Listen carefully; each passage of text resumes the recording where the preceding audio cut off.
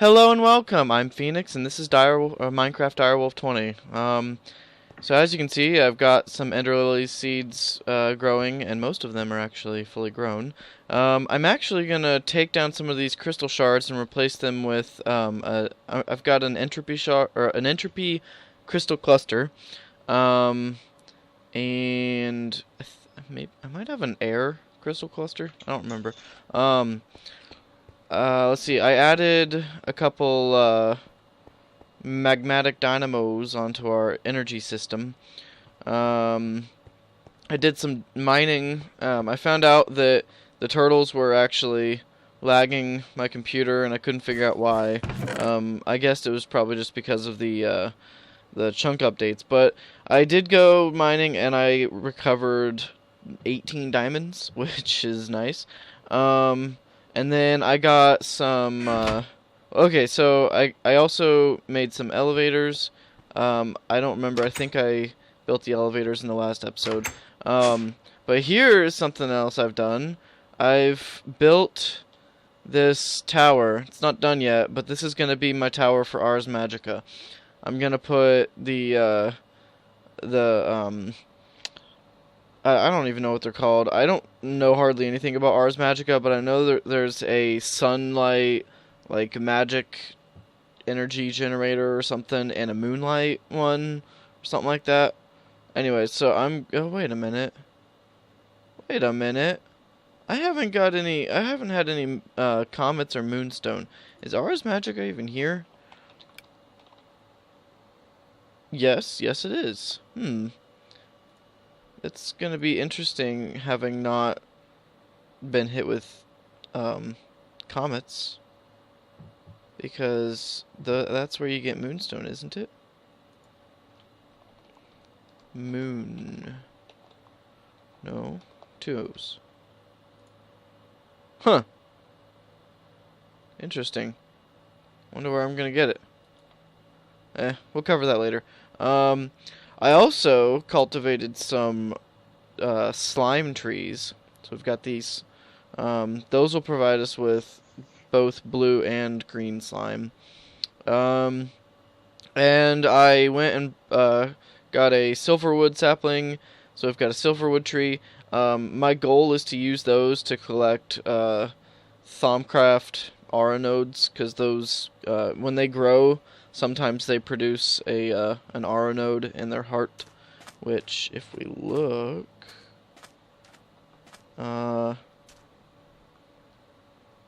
if this one has one, it's up there, because it would look like a knot in the wood, and there aren't any. So, the oak tree farm is doing very well. I don't know why they're growing that dense, but whatever. Anyways, so what I really wanted to start off the episode with was building a Tesseract, because Tesseracts are going to be our best friend, and pretty soon I'm going to build a quarry to replace the turtles, because I don't like digging. Digging is boring, building machines is not boring. So, I'm going to set up a quarry, and first I need a Tesseract. I actually need 2 Tesseracts. So, if we look up the recipe for a Tesseract, we first need just a Tesseract frame empty. And so that's going to, oh, it's going to take diamonds. Crud. Well, I got 18 diamonds, and the quarry only needs 11. So we should be alright. I actually have 20 diamonds. Okay, so we need this hardened glass is easy to get. The diamonds we have. The Enderium ingots, though, are the tough part. And so for that, we need Enderium blend and Pyrotheum dust. Enderium blend is shiny metal. Ooh, I wonder if I got any shiny metal. Tin.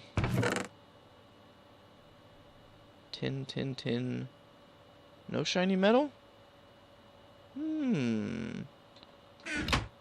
Crap. Well, that might have just put a major hamper on our episode here. Let's see. Nope. Crud.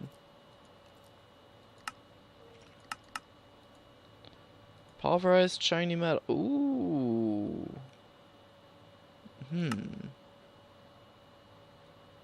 Is there any way besides bees? And what's this? Oh, nope, that's bees. Great.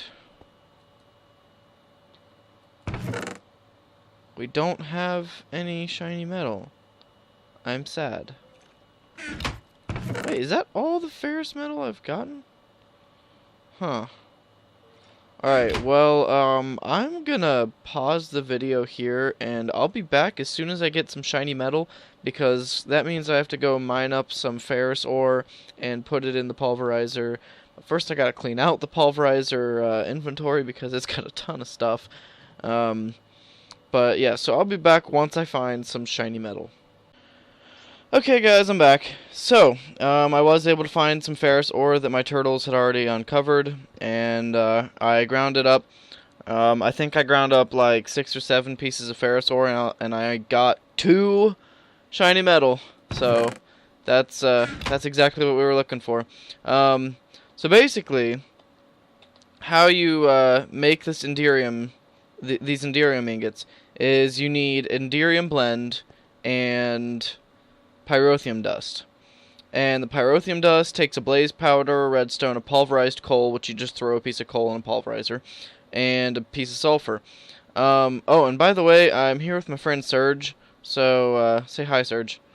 Howdy.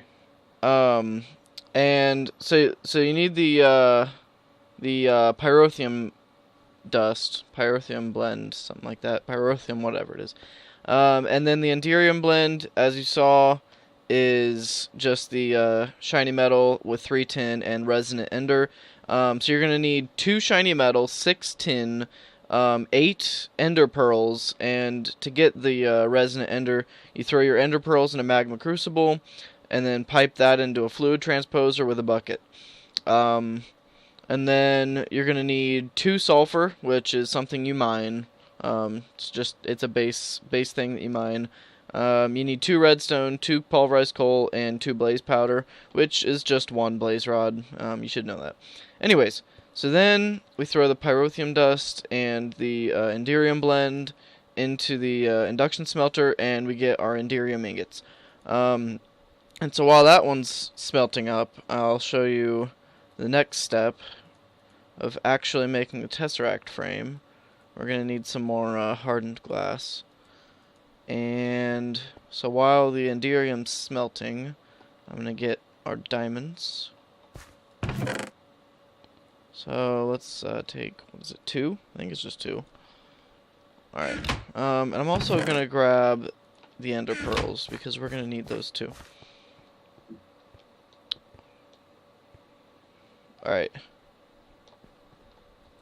Sorry if it's a little laggy. And so that's it. That's all it takes to make the Tesseract frame. So let's get these, throw this back in there, and then I'll just get some lead.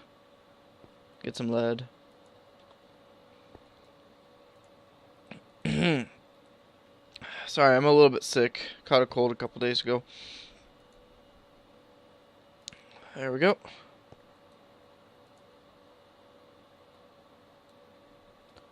Awesome. We got our Tesseract frames. Now, so here's the finished Tesseract. So take silver, bronze, and the Tesseract full. Tesseract full takes 1,000 millibuckets of ender pearls, or of resonant ender, and each ender pearl is worth 250 millibuckets. So that's gonna take 4 millibuckets. And so, or 4 ender pearls, my bad. So for both of them, we're going to need 8 ender pearls. And so that's going to be most of our ender pearls. Throw those in there. Put these in here. And I'll be back once they're done. Hey guys, I'm back. So I accidentally had a little bit of a technical issue, and when I went to record the actual finishing, building, constructing of the quarry, I think my program didn't register that I hit the button, So I'm gonna basically just go through do a run through of how it works and how you set it up and everything. So oh my goodness, that is obnoxiously loud. Anyways, so I think where I left off was building the Tesseracts. So basically we've got the Tesseract here, and it's connected to our power system. And I did go ahead and connect it to the beginnings of an item storage system. But so one Tesseract can deal with all three types of things: energy, items, and fluids. But so this one's only doing energy and items. The item ducts are just some tin, and the clear ones that I'm using need hardened glass, which just takes an induction smelter and a little bit, a bit of obsidian. But I mean, with our igneous extruder, we've got virtually infinite obsidian. So that Tesseract is linked to this Tesseract, and this Tesseract is connected to our quarry, and the quarry is outputting to an obsidian chest, and the obsidian chest is then outputting to the Tesseract. And so here is the size hole that I'll be digging most often. Pretty much this is just a chunk. If I hit 9, actually, if you hit F9, it brings up, you have to hit it twice. The first time it'll put red lines at the corners of each chunk. Second time it'll put up a green grid along the walls of each chunk. So what I like to do is set up this in the very corner. That way it digs out as much of the chunk as it can without loading any extra chunks. The quarry acts as a chunk loader itself, so this way it's only loading the minimal amount of chunks. Anyways, so I just dig out a whole chunk, and I actually got quite a bit of iron. I think I got like a stack and a half of iron ore. I'm gonna bring my mic a little bit closer. It sounds better to me. I don't know about you guys. Anyways, so that's that. And then so we have oh wait. So the item storage is coming up here, and right now I'm not putting anything into this chest, but basically what I'm gonna do is I'm gonna have a row of these birch barrels. You can make them out of any wood you want. I decided to do birch this time, and I'm just gonna have a row of birch barrels that goes along the walls, all the way along the bottom, and then another row all across the top. But for the barrels, you have to input on the top, and you can't output from them. You have to click on them to output. So all you have to do to output is left click once, and you get a stack. Or if you shift left click, you only get one. And then to put stuff in, you right click. Or if you have, say, a bunch, so 3 stacks, then you double right click and it puts all of it in there. If you have, 9 stacks, whatever, it just puts everything that it can in there of that type. So that's going to be our beginner storage system, is barrels. I don't know about you, but I think those mobs are really loud. Maybe it's just my audio settings for user, but they sound pretty loud to me. Oh yeah, so we're still we're gonna expand this just with whatever oreberry bushes we find. We'll put in here, and ender lily seeds are growing nicely. I am gonna pretty soon get some automated farming going. Especially, I think the first thing I'm gonna do is Steve's carts.